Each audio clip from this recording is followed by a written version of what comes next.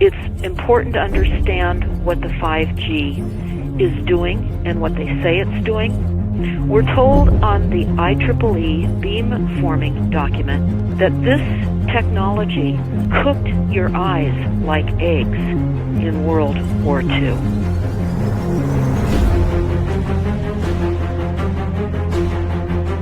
And you all need to understand these are military weapons. These are assault frequencies. If you garner nothing more than that, that's what you need to know. It's microwave radiation warfare, is what this is.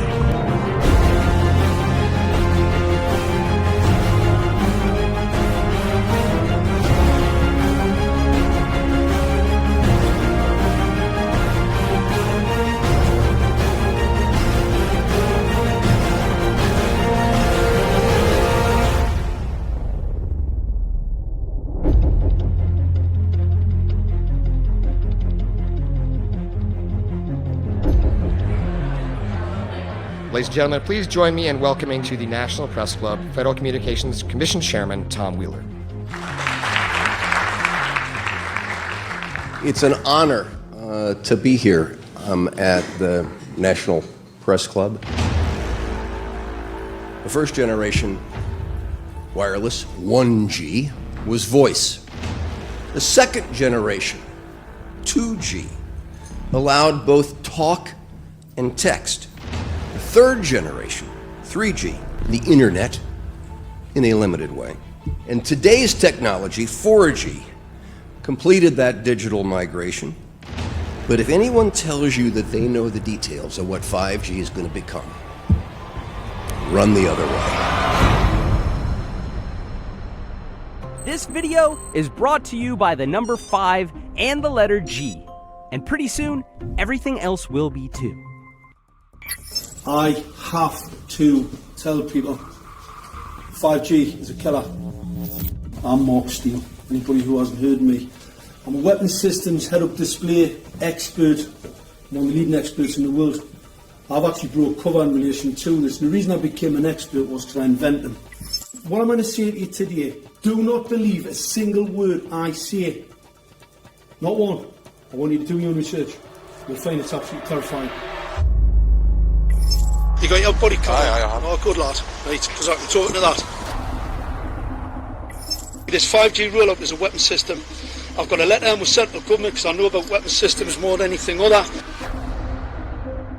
In Britain, in a place in the north of England called Gateshead, a scientist there called Mark Steele has been very publicly and actively warning people about the effects of LED streetlights, which he says in Gateshead are emitting now 5G.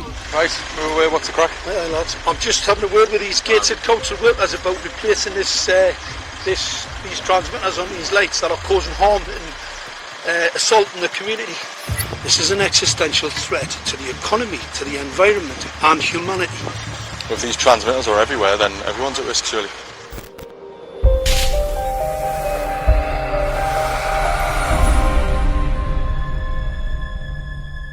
There's a lot of confusion about what 5G is. The G stands for generation. So you started off with the first transmitter system. Back in the 1980s. In the 80s, yeah. So you had 1G, then you had 2G. And as the generations moved on, you started to see more complex signal systems, cleverer pieces of antenna designs, etc., etc. So the whole thing became more data, quicker downloads, etc., etc. However, 5G is something completely different. Alright, let's get a breakdown. Let's tell the people what this really is. This is the 5G transmission device. That's a hell of a beast, that, isn't it? These are the uninsurable transmitters. Just get a good look at that, guys, because obviously I know there's quite a few experts who want to see more detail about the transmitters and the chipsets. Just have a good look, boys. This is the control management system masquerade. There's an antenna there, you see that? What is this phased array antenna here? What's that? This is for phased array, alright? As you'll see, it's got a driver, it's got some chip there. It's one chip. Look at the chipsets on this. This is your dystopian world. What did Gateshead Council say?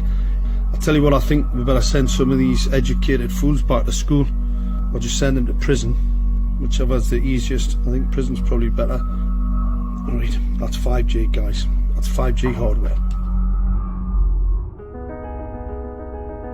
You must consider the whole part played by electricity in nature. Human beings cannot go on developing in the same way in an atmosphere permeated on all sides by electric currents and radiations. It has an influence on the whole development of man. This life of men in the midst of electricity, notably radiant electricity, will presently affect them in such a way that they will no longer be able to understand the news which they receive so rapidly. The effect is to damp down their intelligence. Such effects are already seen today. Even today, you can notice how people understand the things that come to them with far greater difficulty than they did a few decades ago.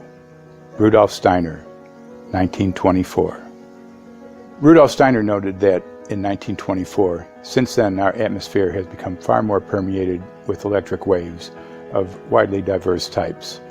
There's no doubt now that electric waves, electromagnetic forces, cause direct biological effects. There's thousands of peer-reviewed papers on this subject. There's no doubt about it. But what are these effects? How are they affecting us? What can we do about it? We're now at a stage where we're putting in what's called 5G, which is a special type of broadcast for high-density information transfers. And it turns out that this is the same frequency bands that are used in crowd dispersal weaponry.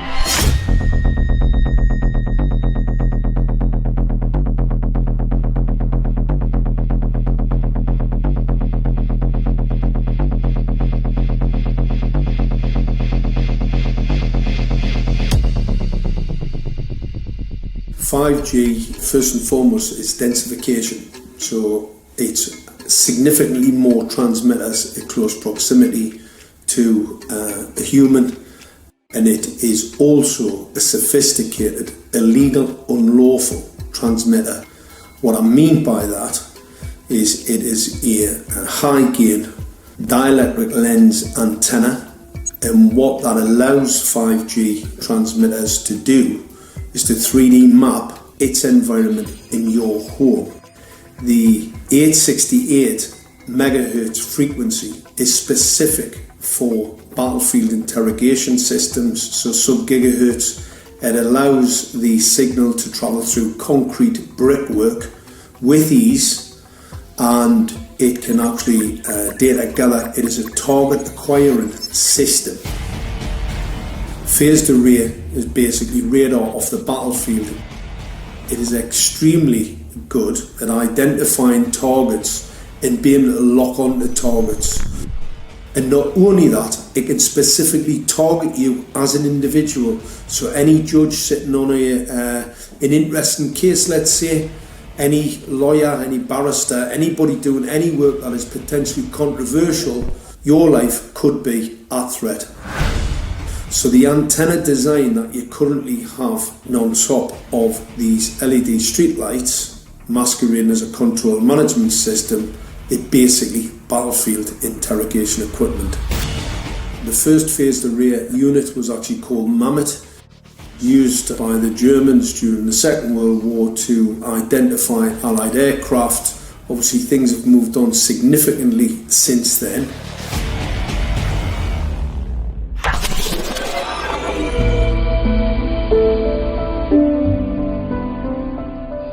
Well, I joined the Royal Navy in 1960, and I specialised in microwave warfare. Radar, obviously, which uses microwave, but they don't just teach you radar, they teach you all about microwaves and other uses. So I understood about microwave warfare and how it can damage people, how it can harm people. Microwaves then were used as weapons, as they are today.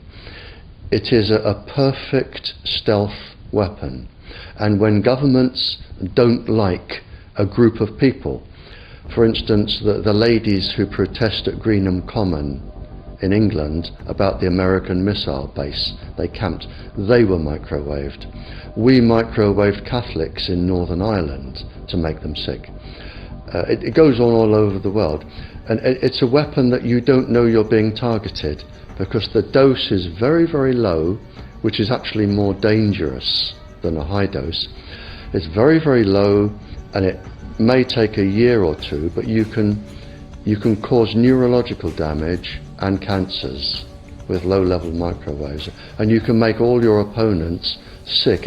It's a perfect weapon for a government. Our impulses are being redirected. We are living in an artificially induced state of consciousness that resembles sleep. Their intention to rule rests with the annihilation of consciousness. We have been lulled into a trance. They have made us indifferent to ourselves, to others. We are focused only on our own gain. Please understand, they are safe as long as they are not discovered. Keep us asleep, keep us selfish, keep us sedated. Almost immediately, I had neighbours knocking on the door, talking about children bleeding from the nose. I had images posted on Facebook. And one neighbour in particular came to my door and mentioned the fact that since the LED street lighting had been installed, she was bleeding from the nose every single night. I thought it was unbelievable. However, I spoke to another neighbour who lived not far from the first lady who mentioned this, and she also confirmed that since the LED street lighting had been installed, she also had started to develop nosebleeds and had never had nosebleeds before in her life. That then put me on a journey to investigate. I measured microwave radiation levels from the transmitters on top of the LED streetlights. The basic 868 megahertz, it was significantly higher than the current Council of Europe 1815 resolution, which is a maximum of 600 millivolts. I've measured up to over 3,000 millivolts.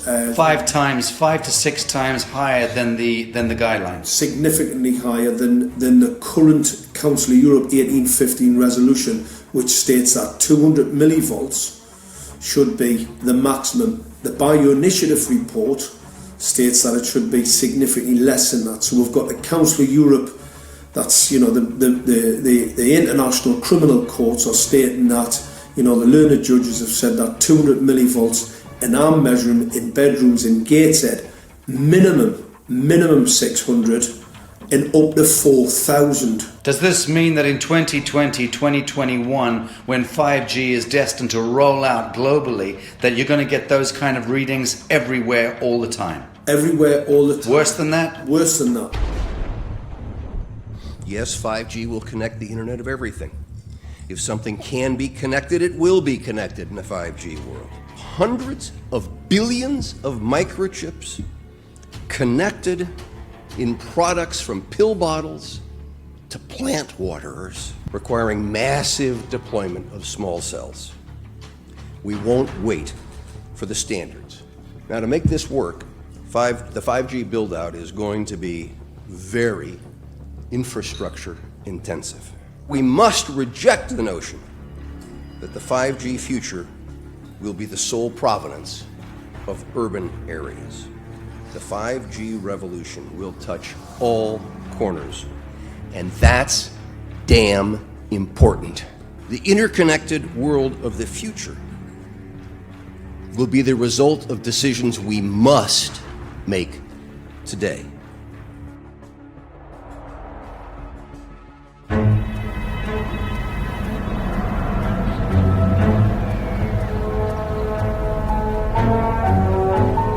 The main issue before us today is Senate Bill 637 and Senate Bill 894, the former by Senator Hune, the latter by Senator Knopf. We're going to invite the first four witnesses in support of the legislation, and that would be John Jones with Sprint, David Lewis and Andy Emerson with AT&T, Neil Krevda with Verizon, and Frank Iacovetti Jr. with T-Mobile. So be straight with me. Is it true? It could be. No, well, very few cases. There was an unfortunate incident out in Iowa. Look, gentlemen, practice these words in front of the mirror. Although we are constantly exploring the subject, currently, there is no direct evidence that links cell phone usage to brain cancer.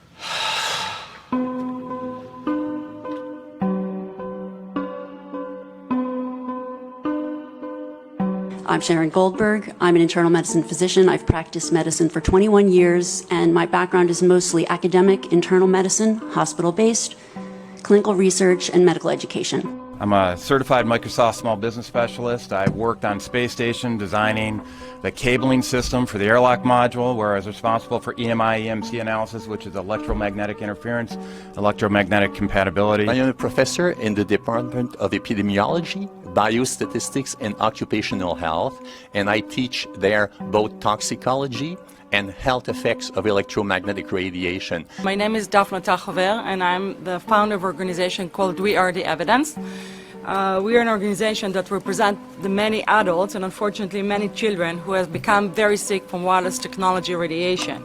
There seems to be a couple false Easter eggs being put out there right now. I want to make sure we dispel that right off the gate. The effects of wireless on health scientifically are very, very clear. So it's always pushed back to the definition of an acceptable level of radiation. And that's what this is, by the way. This is about radiation. Wireless radiation has biological effects, period. My name is Dr. Angie Kolbeck.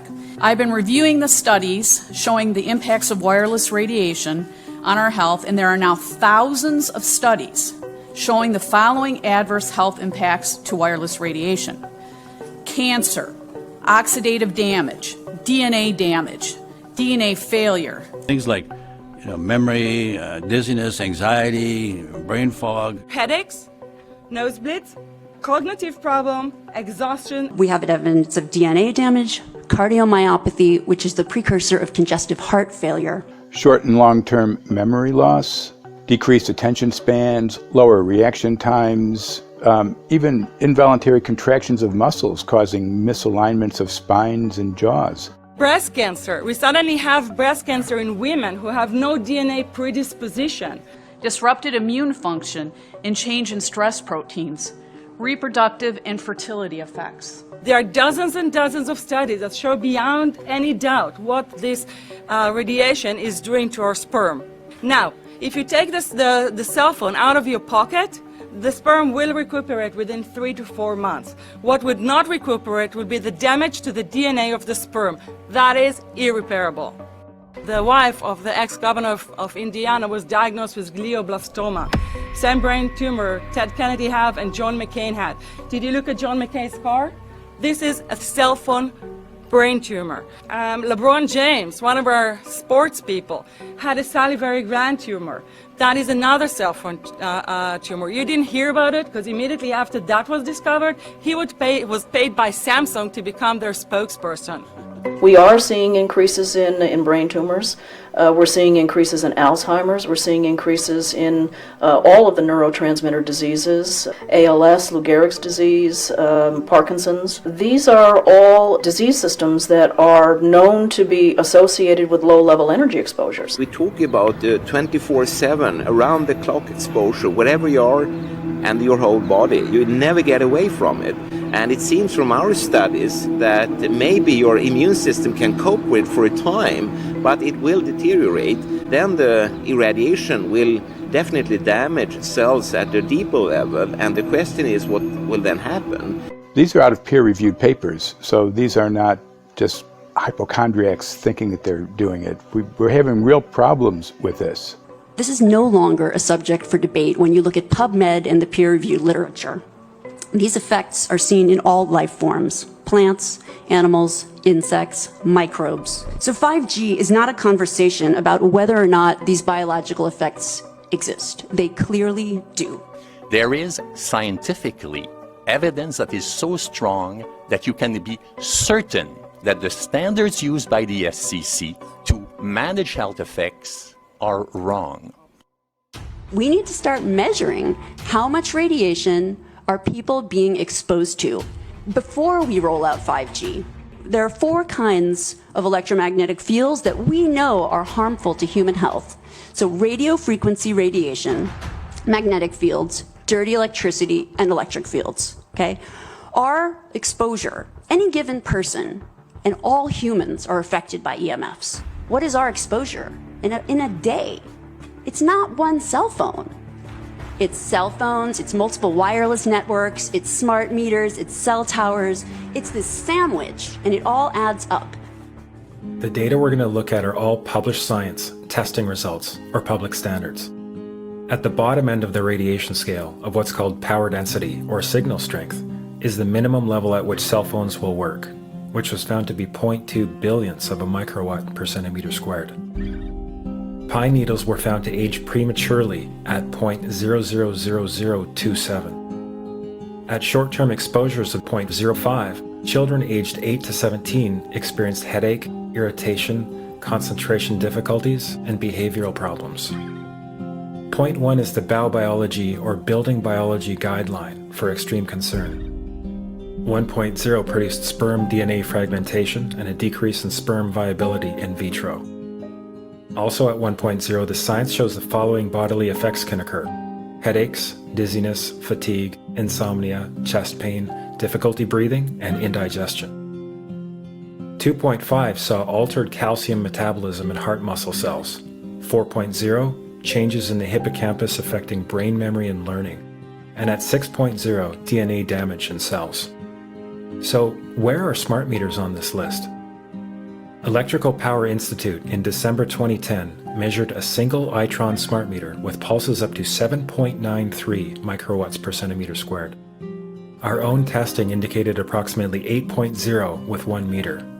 These tests are at a close distance, approximately 1 foot away from the meter, but an infant's crib could be just as close on the other side of the wall where the meter or bank of meters are installed. Even though there are all these known health effects at levels far lower, Switzerland, Liechtenstein, and Luxembourg see fit to set the standard at 9.5. And China, Poland, and Russia, 10.0. This is the same level at which behavior has been altered, producing reflexes of avoidance following 30-minute exposures. A room of 12 smart meters, very common and even a conservative number in an apartment building, tested at 19.8 microwatts per centimeter squared. This is hundreds of times higher than levels which clearly indicate harmful effects. So, how can utilities and governments get away with forcing these devices on everyone? This is how. In Canada and the US and several other civilized countries, the safety limit is set at 600 to 1,000 microwatts per centimeter squared. This so-called safety limit is literally tens of thousands of times higher than levels which are known to damage health according to peer-reviewed published science.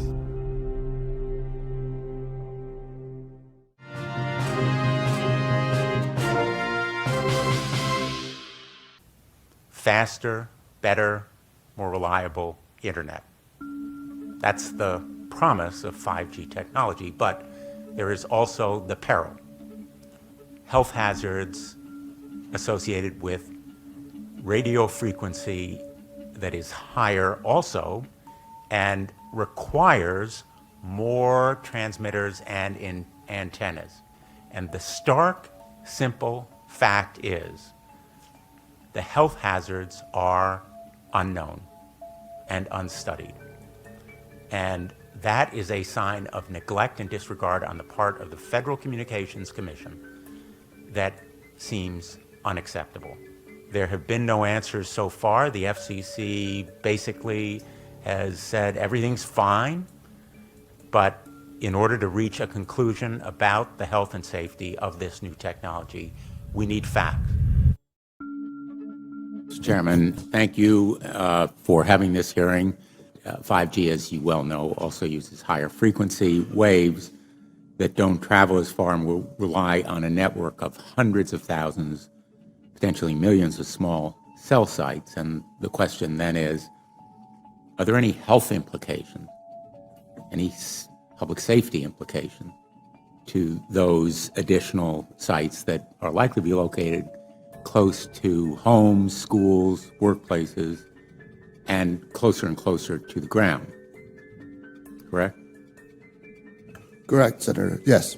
So my question for you, particularly Mr. Gillen and Mr. Berry, how much money has the industry committed to supporting additional independent research? I stress independent research. Is that independent research ongoing? Has any been completed? Where can consumers look for it? And we're talking about research on the biological effects of this new technology. Thank you, Senator. I think, thank you for your focus on the issue. Safety is paramount, and as you alluded to, we rely on the expert agencies, we rely on the findings of the FDA and others as to the requirements to keep all of us safe. There are no industry-backed studies, to my knowledge right now. Happy to visit with you as to what opportunities you think there needs to be more studies, and we're always for more science. We also rely on what the scientists tell us. So essentially, the answer to my question, how much money?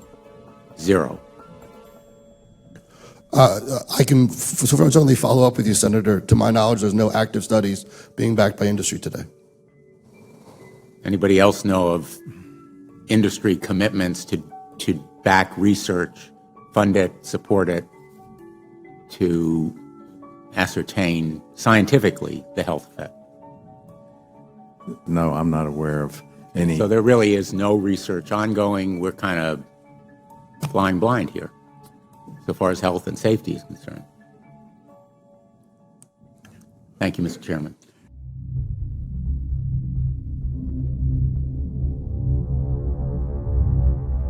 You're a trained medical professional. Yes. We don't have one on the panel. What are we to make with of the American Cancer Society, for example, telling us there's no evidence of harmful product? Many of these organizations have conflicts of interest. Very briefly, if you can, what do you mean by conflict of interest? One of the first things that you teach residents is that you always have to look at the funding. There's a tremendous amount of sponsored research by people who are hired to do studies to find no effect. And that's plagued this field in a number of countries. The radio frequency radiation work that we did was supported by Motorola. The relationship was really very cordial and very stress-free, but only up until we started generating data. These folks were very, very upset and began to talk about how are they going to handle this, what sort of spin can we put on this, what can we expect from this, and from that point on the relationship changed.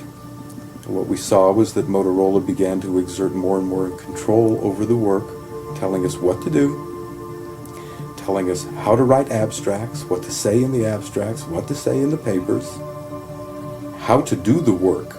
No, don't do this. Yes, do it this way. This was unacceptable.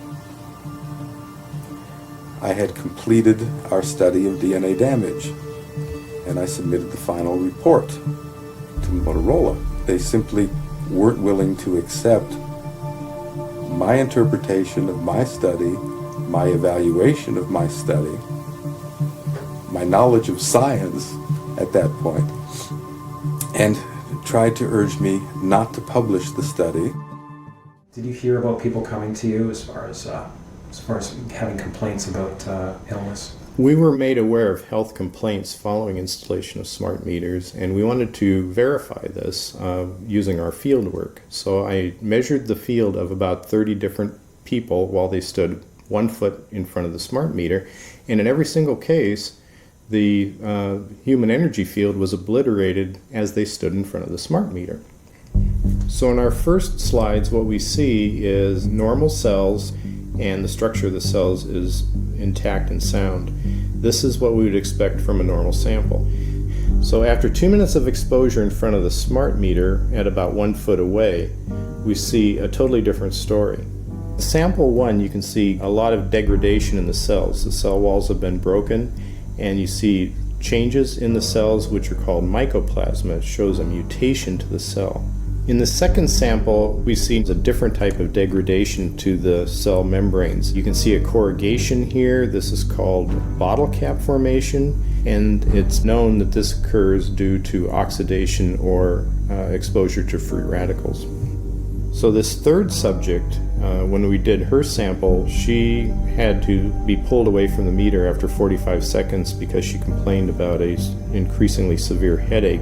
And here you see a phenomenon called rouleau, where the red blood cells are stacking up, which makes it very difficult for the blood to deliver oxygen to the tissues as they would be their normal function.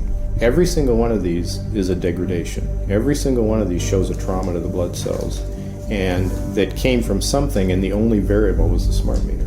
The good news in all this is the patient and the blood can return to normal once they have been removed from the influences of these stressors.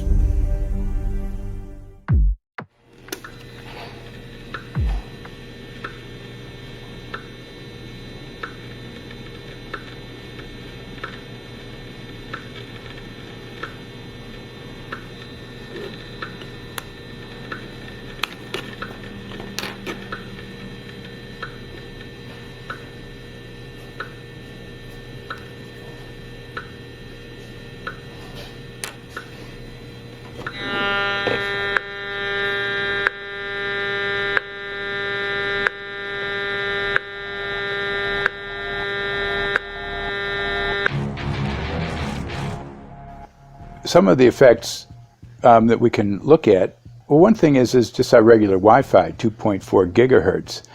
That's in the same range as microwave ovens, which are also called radar ranges, because that is radar. 2.4 gigahertz is interesting. It's not the peak absorption rate in water for microwave frequencies, but it's at a point where it allows full penetration, because if it came in at the peak, it would prevent the insides from getting warm. So that's with basic Wi-Fi. Now when we look at 5G, 60 gigahertz, this is what they call active dispersal sort of weaponry, just to keep people back. It burns the skin. It doesn't penetrate, but 60 gigahertz is the frequency of oxygen molecule absorption. Since they have electrons that they share with each other, what we breathe is actually O2, pair of oxygen. So being bombarded with 60 gigahertz could very well impair our oxygen absorption rate in our body, and thereby the whole basis of our living system. Martin Pall says, putting tens of millions of 5G antennas without a single biological test of safety has to be about the stupidest idea anyone has had in the history of the world.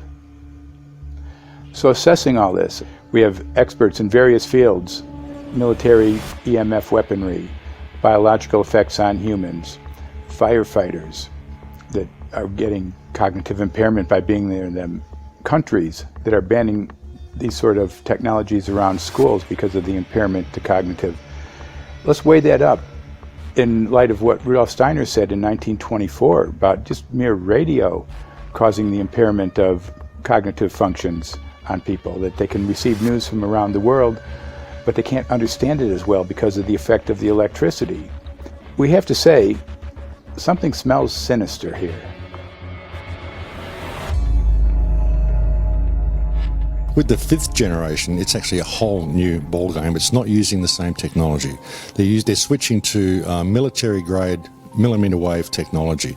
And when you look at this technology, I mean, if you go and look at DARPA reports, come and look at some of the patents that the United States military has put out on what they can do with psychological weapons, all sorts of things, crowd control, active denial, anything you can think of, this is what they can do with 5G. So any type of military application you can think of which has an electromagnetic base, they can do with 5G. And they're putting this out blanket across the population.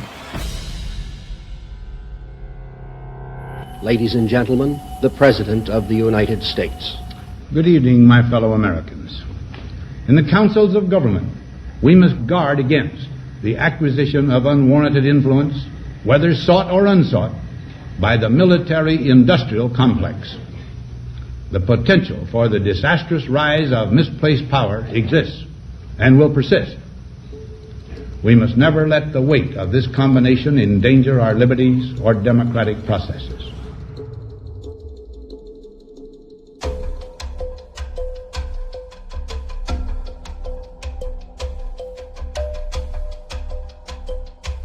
The FCC is a capture agency. They probably conducted what I believe to be the biggest fraud on the public ever conducted.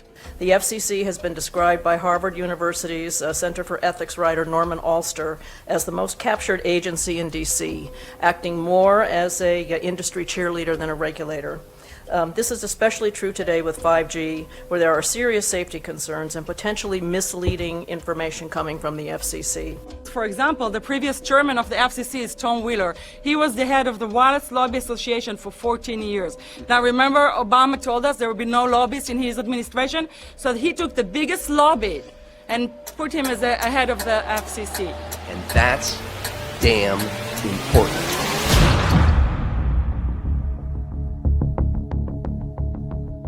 In 1993, the FCC started a rulemaking to adopt the IEEE regulations on this issue. IEEE is an engineer association.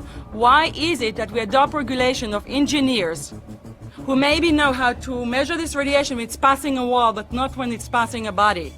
All our health agencies objected it, saying that it makes no sense to adopt engineer association, that they had not even one biomedical person on their team. They are effectively indemnified against adverse health impact lawsuits when the acceptable limits are higher than the limits actually shown to show harmful health effects. The FCC guidelines were developed for short-term exposures, 6 minutes, 30 minutes, depending on it's a phone or an outdoor exposure. And they have absolutely no connection to the biological effects that have been very clearly summarized in the Bio Initiative. So as you can see, there's a number of individuals in this room today that have serious concerns about this as regards to their health. If one of your companies decides to put one of these small cells up at a pole that's within, say, 50 feet of one of their houses, what recourse do they have to say, is there a way to move it somewhere else? There's language in the bill so that the authority can require the applicant to come forth with certification of compliance with the FCC's rules related to radio frequency emission. Remember that denial of request or denial of permit request that you can put in? It's going to point back to the acceptable levels as determined by the FCC, not the EPA or not the CDC, the ones who usually take care of health concerns, but by the FCC, which is staffed by former members of the telecommunication industry. That's the fox guarding the hen house. It's a fact that most insurance companies will not indemnify against EMF effects. Telecom companies around the world are warning their investors of potential major costs due to real or alleged risks of EMF pollution from their products. Interestingly enough, they're warning their investors, but they're not telling their customers. They're basically keeping it quiet because that's where their money comes from. So we're using technology that could be very potentially harmful to us, and the investors know it. But their only worry is that they might lose money, not that our health might be affected. First of all, I think what you should really think about is why is it that they're not insured? It's not that they chose to be self-insured. They actually rejected by the insurance company from being insured because they understand the risk. And so the insurance companies, the big insurance companies, will not insure the telecommunication? So there's insurance companies, and then there's what's called secondary insurance companies. Secondary insurance companies are the insurance companies that insure the insurance companies. So in an event, an insurance company, let's say I insure Verizon, and it may not be able to meet the claims, then the secondary insurance company is kicking in. Like Lloyd's of London. Sorry? Like Yes, Lloyd's of exactly. London. So two leading one would be Lloyd's of London and Swiss Re. Both told the insurance company not to insure the wireless industry, and this is why they're not insured. And that should give you a hint. Now, this is exactly why they have to prevent a health lawsuit. And how did they prevent lawsuit? That goes back to Section 704.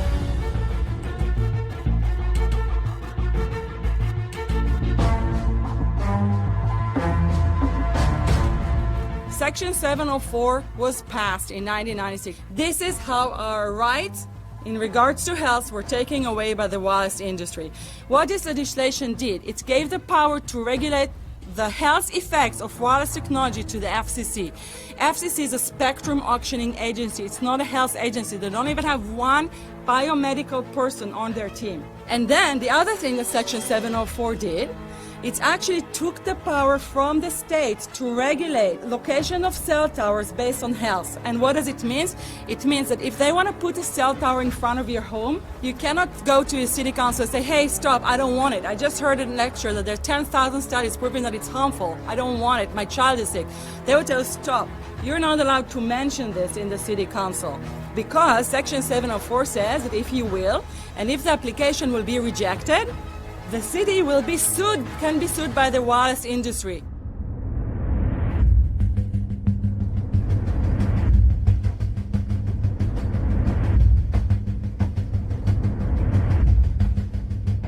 A major U.S. government study on rats finds a link between cell phones and cancer. Very first government study linking the radiation from cell phones to cancer. Two-decade, $30 million federal study out today found there is some evidence of a link between cell phone radiation and brain cancer.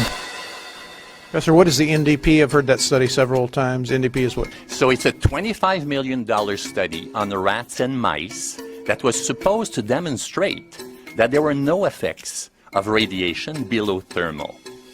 And in fact, it demonstrated exactly the opposite. And it follows on the heels of two major studies on animals that said exactly the same thing. And that study was designed perfectly to make sure that it cannot be challenged, that there will not be any doubt. That's why it took them 14 years. That's how they prevented discussion of health. And why do they want to prevent discussion of health if there's no problem with health? Simply put, FCC is completely unprepared, unable, and possibly unwilling to oversee 5G for safety, even as it barrels toward us. They are falling back on tired definitions and panaceas long since disproven by science. To make matters worse, recent FCC rulings and numerous industry-friendly bills passed at state and federal levels between 2016 and 2018 removed the last vestiges of local and state review over infrastructure siting, just when we need it the most. When those first studies were performed years and years ago, nobody knew about the importance of the microbiome, the role of the microbiome and the immune system, and even less the role of the microbiota inside our brains, that is, the microbes that are normally resident inside our brains, whose influence on brain function is nothing but immense. And you may think, well, who cares about the microbes? The less microbes we have, the better it is. Well, we know by now that this is not absolutely the case, because microbes are truly essential for the development and function of all our organs and systems. Our immune system is based on the microbes we have in our gut. And our brain also has microbes that influence its function. In tests, it's been found things like mold. If you grow mold inside a Faraday cage, it'll grow one way, and then even if the electromagnetic fields are around, take the Faraday cage away and some sort of 600 biotoxins are developed within the mold because of the effects of the EMFs upon it. Electromagnetic fields, even of weak quality, have an effect upon our microbiome, which is really essential to our whole being. This is going to eviscerate microbial DNA inside human beings, which is our effective operating system, number one.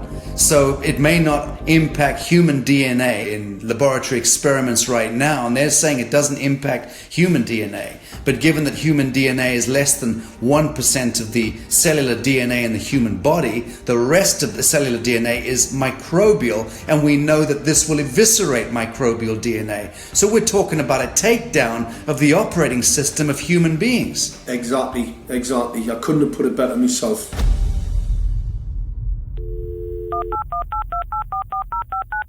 John Brandt. Good morning, Mr. Brandt. Wow, this is Amanda from Virginia. Hi, how are you? Hi, I've been trying to get a hold of you for months now. You guys are covering up chemtrails. No, we are not covering it. We have no reason to cover up chemtrails. Of course, you have every reason to cover it up. Every reason. It's called What losing your reasons job. would that be? Oh, well, you personally, you would lose your job if you were to reveal anything to me, and it's probably unsafe for you to even be speaking about this, No, considering it's not the types of individuals you work for. It's not unsafe. It is unsafe. There's no problem with us talking on. You're a citizen. You're making a complaint. Oh, Lord, have mercy on myself. It's a complaint in an area that we don't have authority to regulate.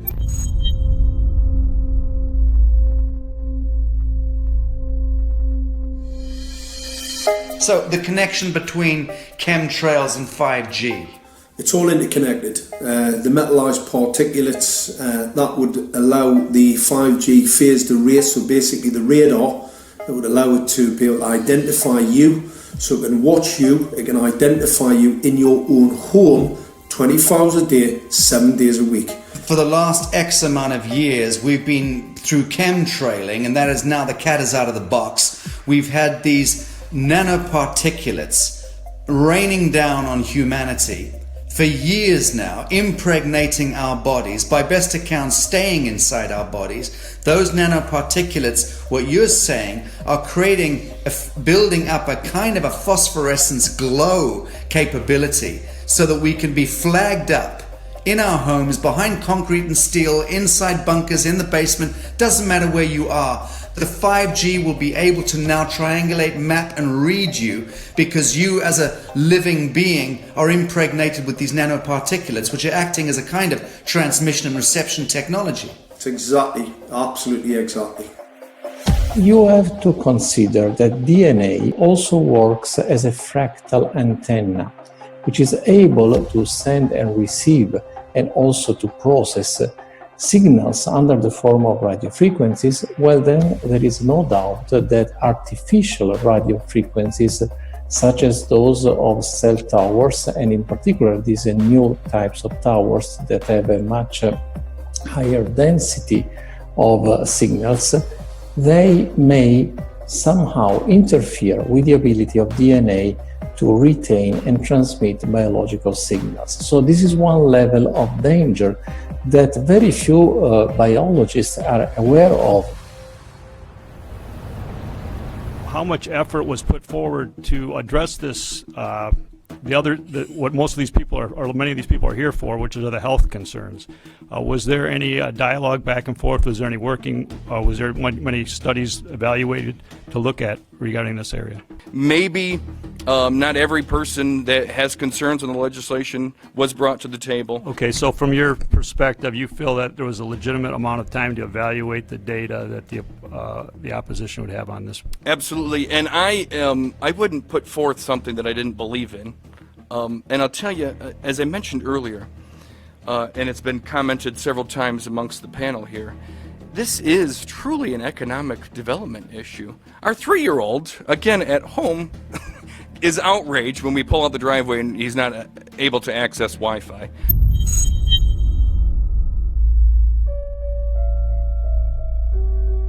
I think anyone who puts Wi-Fi into a school should be locked up for the rest of their life.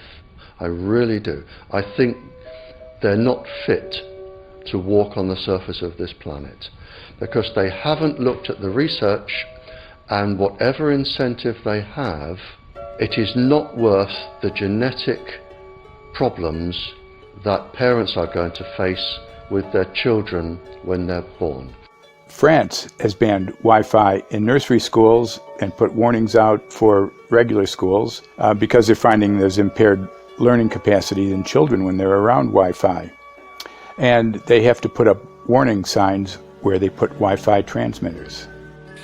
When I got sick and I learned that they're putting Wi-Fi in the schools in Israel, I was very sick at the time, but I could not tolerate the thought that children in the schools will become as sick as I have. And after a few months of correspondence, I submitted a Supreme Court case in Israel to ban the use of Wi-Fi in the schools and replace them with wired network.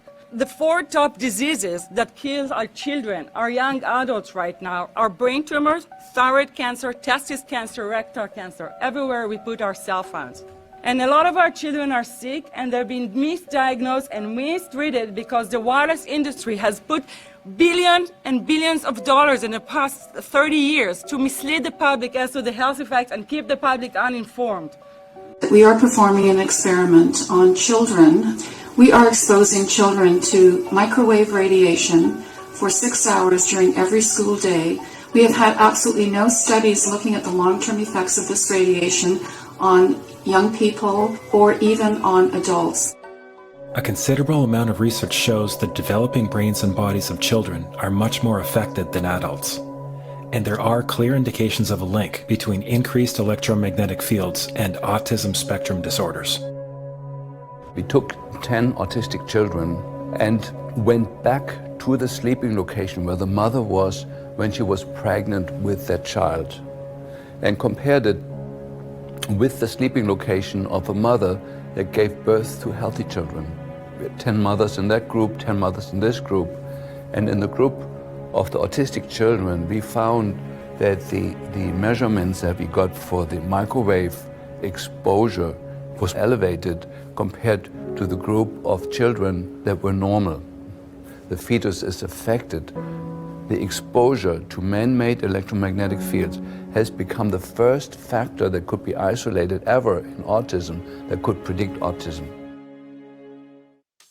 The fifth generation of wireless technology, or 5G as it's being rolled out worldwide without safety testing. Let me say that again, without safety testing. And how we've got scientists and doctors and environmental organizers saying, stop this. Because in terms of the effects of wireless radiation, the science is in.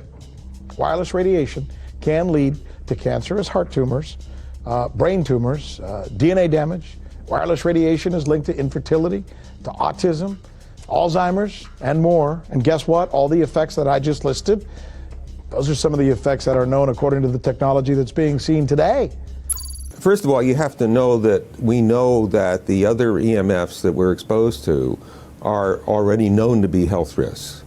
And basically that 5G, because of the frequency that's going to be used and because of the extraordinarily high pulsation levels that will be used, is a much bigger threat to our health than the things that we already have, which are very substantial threats to our health. We're not just talking about the intensity.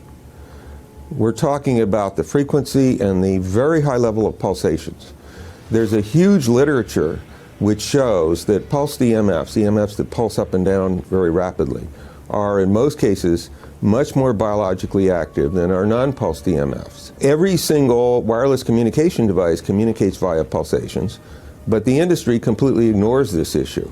The problem with 5G is that they're planning to put out tens of millions of these antennae all over the place without doing one single biological safety test. Are you implying possibly that we, the consumers, are the guinea pigs since they haven't really done tests to see the effects in a smaller setting?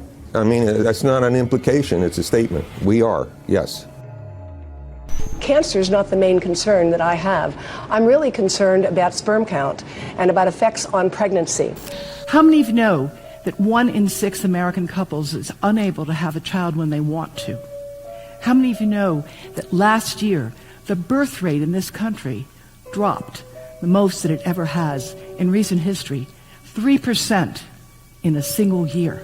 People look at the sperm, and people use cell phones, and the sperm, usually sperm swim, and they swim straight. But if you expose them to radio frequency, mobile phone waves, they swim in a circle. Studies have been done here in Australia, taking sperm from healthy men. And one test tube gets exposed to cell phone radiation, and one test tube is not exposed to mobile phone radiation. And then the results are evaluated. And this is a measure of vitality. We measure how well the sperm swim. This is a measure of motility. This is a measure of mitochondrial DNA damage. They have 3 times as much damage on their DNA if they have been exposed to mobile phone radiation. The data on that are rock solid. Cell phones can damage sperm quantity and quality. Your embryo, your uterus in the fetus, where your child is developing for the first 100 days, in the ovaries, the eggs do not have that protection. So they are at maximum risk from radiation. And for the first month or so, you wouldn't even know you were pregnant. You wouldn't even be taking precautions. That is the main danger area. So you give birth to a daughter, but her ovaries are now contaminated. She may be normal, she may be genetically damaged, but her ovaries are at the most risk. So when your daughter grows up and she becomes pregnant and has a baby, this is where one of these eggs will be fertilized and come out. So the real damage here is your grandchildren. That is where it is going to show most. Do you think that there is a chance that within the third generation of females, they may be irreversibly sterile?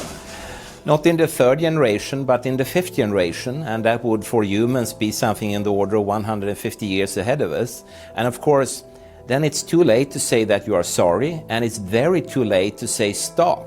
There is a wealth of papers. I mean, we're talking about thousands of published papers in the scientific literature, few of which, or sometimes none of which, have entered the official documentations from authorities and likewise. So I think it's really time to have an independent compilation of data. Such was done at August 31st, 2007 in the form of the Bioinitiative report, of which I was one of the authors. And then we put together approximately 2,000 scientific references on a little bit more than 600 pages, clearly saying that if you, for instance, if you are a rat or a mouse or a cell or a molecule, you should definitely not allow yourselves to be exposed to this.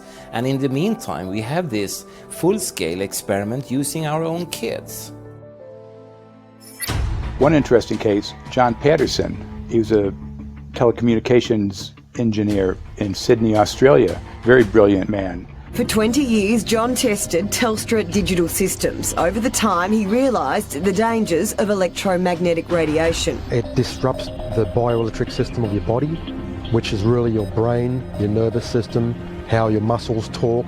And he tried warning of these effects through different agencies, through his company. Got all the test gear out and measured it and drew up a report, and I was immediately removed from service. Finally, in 2007, he took matters into his own hand. He commandeered a used British Army tank and went and destroyed 6 cell phone towers in Sydney, Australia, because he wanted to stop this. He was trying to make a point. The message was that how dangerous it was. You know, these people were elected by us to manage our infrastructure in a responsible manner. That is the sole purpose of government if it's going to exist at all. And if it doesn't do that, then it has no right. It is invalid. So we need to pull this infrastructure down. We really do.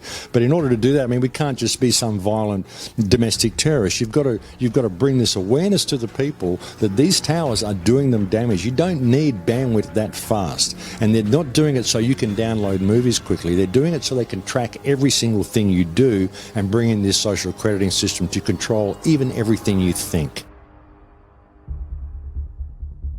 There's a story about a lady called Claire Edwards. She was a United Nations staff member, and she was warning of the potentially catastrophic dangers of 5G technology. I took the issue to the UN Secretary General, Antonio Guterres. He is a physicist and electrical engineer, and lectured on telecommunication signals early in his career, yet asserted to me that he knew nothing about the dangers of 5G. Current public exposure levels are at least 1 quintillion, that's 18 zeros, 1 quintillion times above natural background radiation, according to Professor Olle Johansson of the Karolinska Institute in Sweden. The highly dangerous biological effects of EMFs have been documented by thousands of studies since 1932, indicating that we may be facing a global health catastrophe orders of magnitude worse than those caused by tobacco and cigarettes. 5G is designed to deliver concentrated and focused electromagnetic radiation in excess of 100 times current levels in the same way as do directed energy weapons. There is currently an international appeal signed by 237 EMF scientists from 41 nations urging the UN and particularly the WHO to exert strong leadership in fostering the development of more protective EMF guidelines, encouraging precautionary measures and educating the public about the considerable health risks, particularly the risks to children and fetal development. Sorry, because we are talking with someone that is a little bit ignorant on these things. We're talking to the Wi-Fi systems. I become worried because I put those devices in my house. I will have to, I mean, I'm a confess my ignorance on this. We will have to, but I'm going to raise this with WHO, which I think is the organization that might be able to deal with it properly, because I must confess I was not aware of that danger.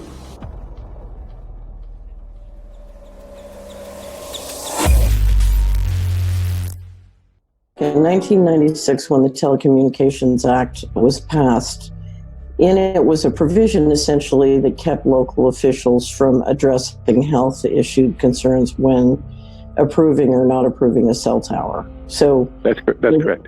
But then something new is happening. We've talked a lot about it on the Solari report, thanks to Jason Bogdan-Smith and his website EMF Warriors. But this is new. This is very, very new. So you're basically, sending out an appeal on something that in one sense hasn't happened yet. This is not just an incremental change. This is a big step up. It's a sea change. An onslaught's not an improper word. It's a bombardment. So instead of a cell tower 1 mile or 2 miles from you and you still have cell phone service, we're going to have antennas every block, and some poor soul is going to have one mounted to utility pole maybe less than 20 meters from their home. So this kind of, invasive bombardment with this many antennas, I mean, just in 1 square mile, if you do the math, 1 per block and 16 blocks per mile, that's about 250 antennas per square mile. The millimeter wave is untested. Former FCC Chairman Tom Wheeler openly said that they don't plan to test. We won't wait for the standards. And then our appeal also addresses the fact that there's a plan to roll out 5G through satellites in low Earth orbit. So 20,000 satellites, which will cover every square foot of the planet with a 5G signal. 6, 5, 4, 3, 2, 1. Night after night, politicians and other leaders were telling Americans that Sputnik revealed that we were at great risk. Not just our pride, but our security is at stake. If Russia wins dominance of this completely new area, well, I think the consequences are fairly plain. Probable Soviet world domination. We choose to go to the moon in this decade and do the other things, not because they are easy, but because they are hard. Because that challenge is one that we're willing to accept, one we are unwilling to postpone, and one we intend to win. Welcome, everybody, to the White House. This is White House 5G Summit. My name is Justin Clark. I'm the Director of Public Liaison, and we are thrilled to have you here today. Really happy to be joined by a lot of leaders in industry, members of Congress and the Senate, White House leaders on this, and people from the FCC. Before we start, one, we are government, so don't assume we know anything, okay? I do agree, I don't know anything. I have become accustomed to giving speeches in my new position on subjects about which I frankly know very little, and we need more cell towers and connections in Connecticut, my home state. It's ridiculous. The U.S. is in the lead thanks to our private sector as well as the work of the FCC and this administration overall. But China and South Korea and many other countries are eager to claim this mantle. We have every intention to deploy 5G first and reap the benefits of faster and more robust wireless. Yes, I hope we beat China, of course. And get to gigabit speeds and low latency, and the race has begun. Let there be no mistake. The race to 5G is a sprint. Winning the global race to 5G, it's a national priority. We must bear in mind the national security implications of winning the race on 5G. Today we're talking about the importance of being first in 5G, continued commitment to putting America first in the race to 5G. We're calling it America First, 5G First. Well, our strategy is called the 5G Fast Plan, a plan to facilitate America's superiority in 5G technology. Connected devices for health applications, which I love, has the capacity to make people healthier, as I understand it, a lot of medical applications. Industry is not asking the government for money to build 5G networks. They're asking us to cut the red tape that surrounds infrastructure deployment. We cannot let today's red tape strangle the 5G future. The red tape slows and sometimes stops the building of densified network facilities necessary for 5G. As we continue our efforts to keep government out of the way so that America can continue its leadership for America to win the race to 5G. One path is the government regulatory path. The other path is the private enterprise, free market, gales of creative destruction, Schumpeter path. You ever heard that? Gales of creative destruction? It just means let it rip. The new replaces the old. With 5G, we're on the cusp of another era of American innovation. It means an even more connected world for everyone around us, unlocking the potential of the Internet of Things to become safer, healthier, and more sustainable for our future. You know, sometimes, look, we all believe in the 10th Amendment, but sometimes you have to override it.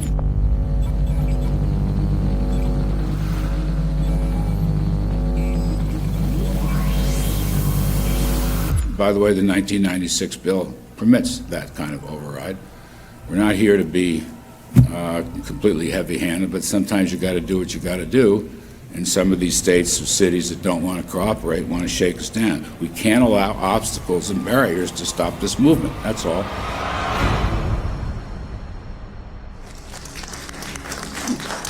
And this happened in Canada. I mean, there were some activists I was working with up there that said, well, you know, we won a victory. We got the Public Utilities Commission to allow us to opt out. And I said, boy, that's divide and conquer. They just got rid of the people that were raising hell. So, you know, that's not the answer. We need to opt out everybody. An opt-out is an agreement to pay to not be harmed. An opt-out is volunteering into extortion.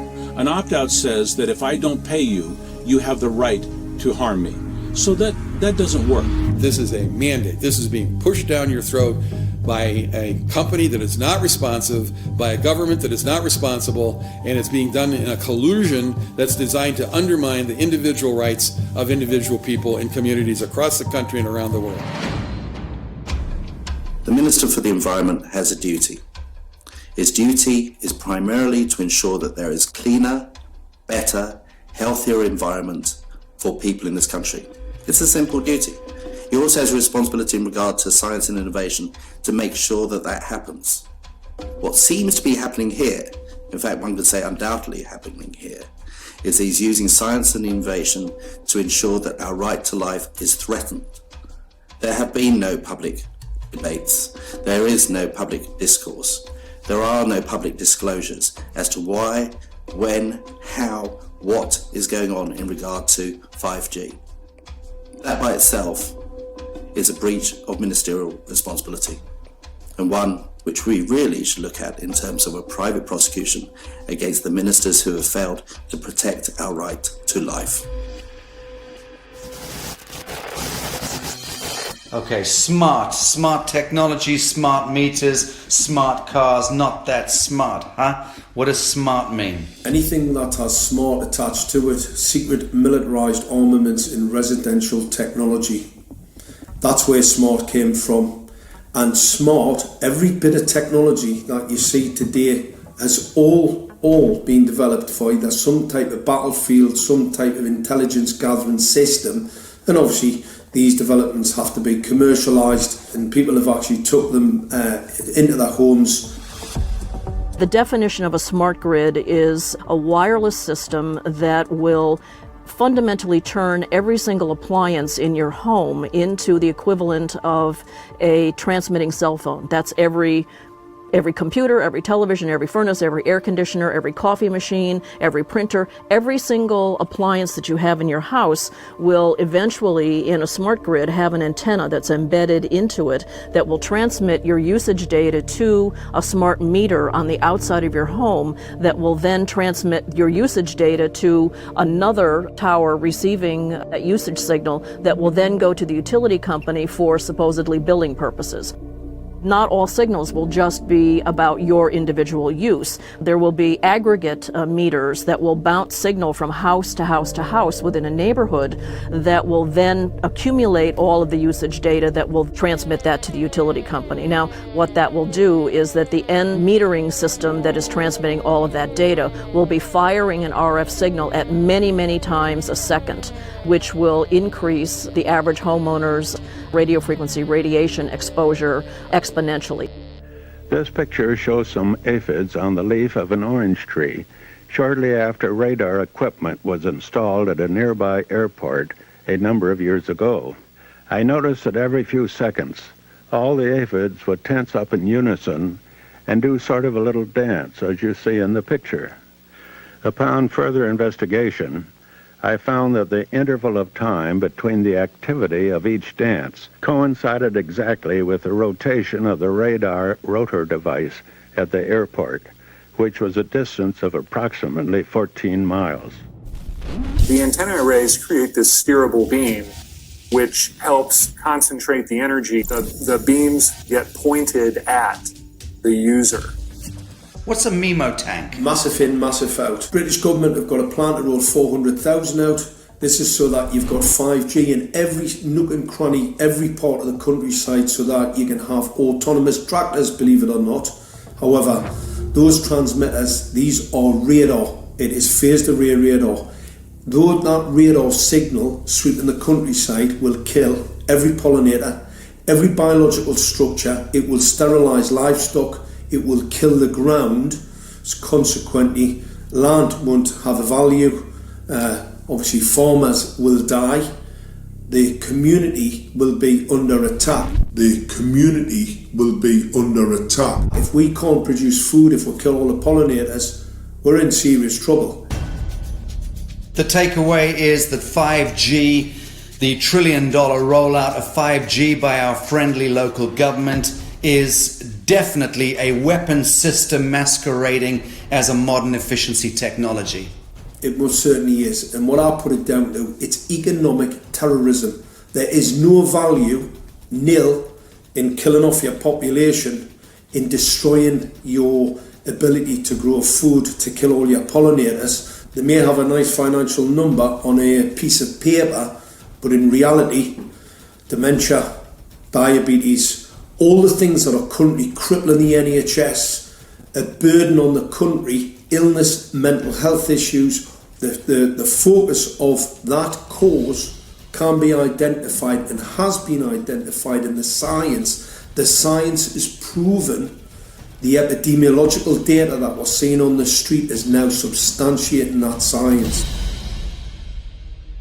The DNA inside you, the mitochondrial DNA, you can trace unchanged to your mother, her mother, her mother, right the way back to the beginning of the human race in Africa, the Stone Age.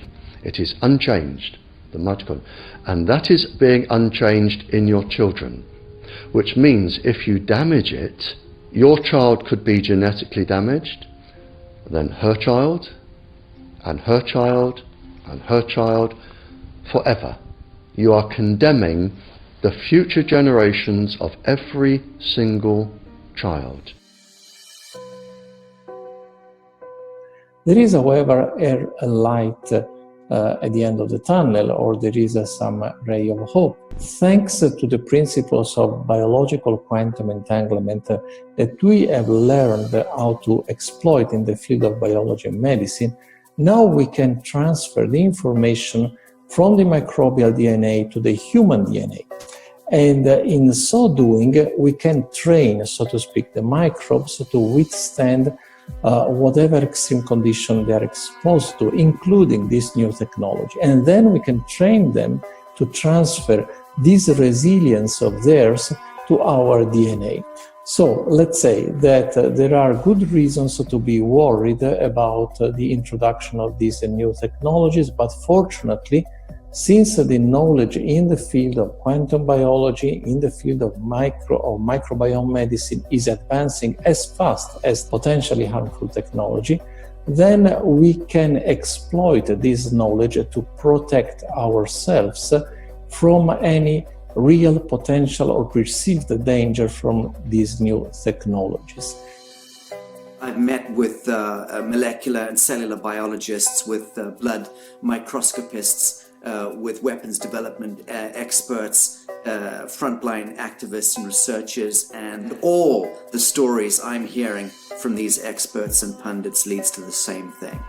5G is almost certainly the end game. It is an extinction event brought into our homes, into our classrooms, onto the high street, into the very cells and DNA in our human bodies. It is such a perilous threat that it is almost impossible to imagine, let alone describe. When the 5G signature goes live, it will tap into a multitude of satellites which are in geosat orbit around the surface of the Earth. Millions of surface antennas will pick up that signaling and will then scatter the signaling into hundreds and hundreds of millions of different micro antenna systems set up on street lamps and even in your home, which you're not aware of incidentally. The LED light bulbs in your home invariably contain the micro or nanotech lens flare capacitors which will receive the 5G signaling, and it will proliferate the 5G signaling everywhere by exploding the signal into billions of photons which will target everything all at the same time. This is stealth technology. This is invisible science. But what it means in simple terms is that you will be flagged up, visible, trackable inside your own home. Anywhere you move on the surface of the Earth, they will have a lock and load tracking capability over you. You will be visible to invisible masters, each one of us, all the time. Today, our governments and the corporate sector have managed somehow to infiltrate the mainframe of our civilization and are pushing through a $20 trillion infrastructural rollout without any, and I mean without any, health science running behind it. There have been no tests. Your government and your health authorities are either in collusion on this matter of genocide and ecocide, or they're just damned stupid. And I would suggest it is the latter. Shame on the technologists and the electricians who are furthering this technology in our homes, in our offices, in our streets. Shame on the legislators and the parliamentarians and the troglodytes and bureaucrats that proliferate our society today. Shame on that echelon for putting their signatures to contracts which allow the fast tracking of this technology into our homes and onto our high streets. Shame on the parliamentarians and international leadership whose wet ink signatures and seals of office are sanctioning and permissioning the rollout of something which is arguably the greatest threat to humankind. Shame on each one of us who now fail to get up out of our homes, walk out of our front doors, and challenge every so-called authority who dares to violate our bodies, our homes, and our future generations.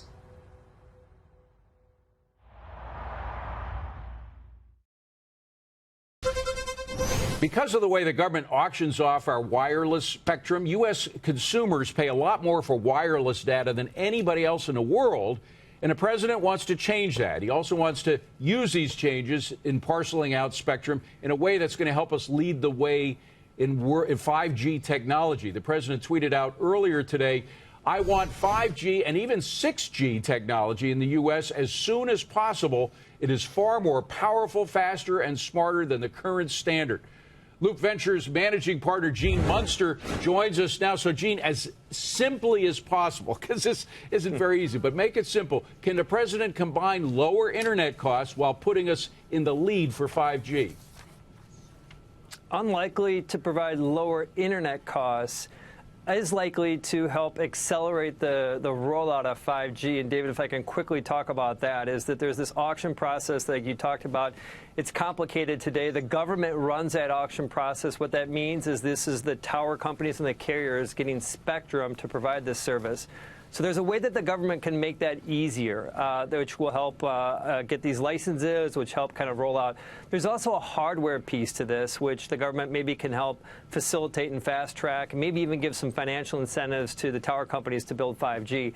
But as far as the ability to actually lower internet costs, the way that that could happen is this, is right now your cable company really has you. And it is difficult for either a cable or your DSL provider for you to find another way to get internet. It's this duopoly type of an approach. So there's a lot of control around pricing. But 5G is fast. It's wicked fast. It's somewhere between 10 and 100 times faster than current 4G, and would be faster than your home network today. And where the opportunity to lower pricing comes from just a simply more competition from these carriers, like, for example, Verizon and AT&T will be offering you broadband wireless service, and you get rid of that router at home and just run from the cloud. So, Gene, that sounds exciting. We'll have to move to an Asian country to experience it, I guess. I'm glad the president's bringing this up, but what I don't understand is we have the same problem with broadband, with copper wire. It's the same basic problem. We're paying like the 6th highest rate, I believe, in the world, but have like the 44th or so fastest internet. And some of this has to be, I know the government in Europe like forces the monopolies to like sell the bandwidth through their pipes to other competitors, and the FCC here kind of takes a low-level regulatory attitude toward it. How much is that? And how much is it like the healthcare problem where Americans just consume more bandwidth?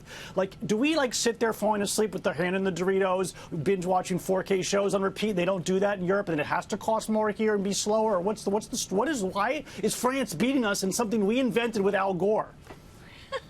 Well, I think the simple answer is this. I think that the consumption patterns are pretty simpler. It's not about a bunch of Americans binging on 4K technology.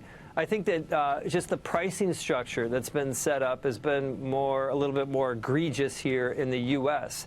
And so it's not about an infrastructure problem. It's about just a competition and back to effectively how these markets are created, the competitive markets are created. That's what actually causes the difference in the pricing. It's not some sort of logistical.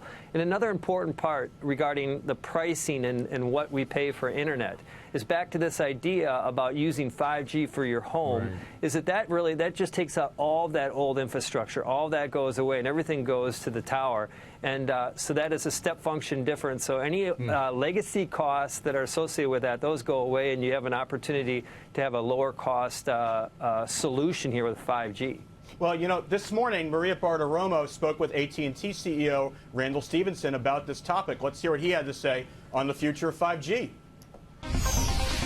It's going to make autonomous driving possible, virtual reality, augmented reality. It's going to change your industry dramatically, because once you get to a world of 5G, you can then begin to conceive of a world without screens, because these become your screen. Your ability to enjoy content and consume content without screens is a very different place than anything we have conceived of before. So it's going to change a lot of industries over the next 5 to 10 years. I just want my Netflix to stop freezing up. I don't need to see. Quickly, magic Gene, out of my if you eyes. could respond to that little clip. Yeah, I had a little glitch on Russian Doll. The main character keeps dying. It's strange. Anyway, Gene, how do you have internet? How do you have computers without screens? Quickly. Computers without a screen comes from augmented reality, and so you'd have some form of a wearable, and that's just a whole other opportunity around 5G is what was just laid out in that clip. Gene Munster, we got to have you back. This is too much to handle in one segment. Thank you very much for being here. Appreciate it.